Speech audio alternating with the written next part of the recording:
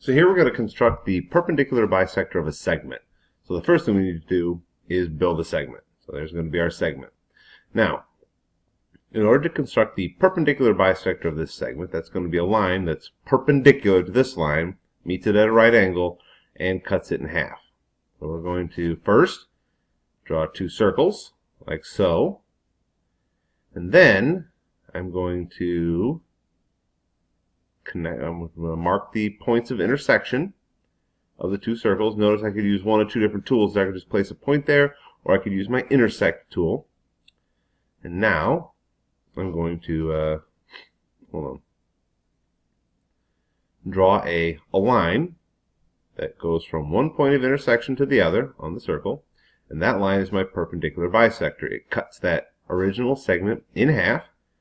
If you notice, I pull back and forth. You'll see it stays right in the middle, and it meets it at a right angle. Of course, one of the things we're going to want to do here is to just show that it does that. So first of all, use the measure tool. See that FA is 1.5 units. Use our measuring tool again. Click on F and B. FB is 1.5 units. And then see, as I stretch the segment out, the two halves, they get longer, but they always stay the same. It's a bisector. It cuts that original segment right in half. Now we're going to draw an angle there. We can see that is a 90-degree angle.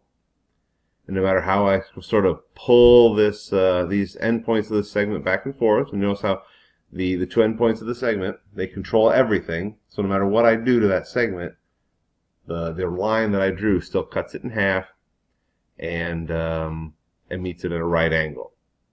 Okay.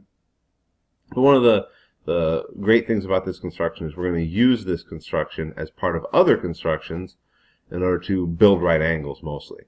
It's going to show up a lot in other constructions for building right angles. So again, if you've done this correctly, you should be able to grab point A or point B, drag it around, and that perpendicular bisector, that line through the middle, should stay in the middle, and it should meet it at a 90-degree angle. And I want to see the angle marked, and I want to see the two halves of the segment labeled correctly.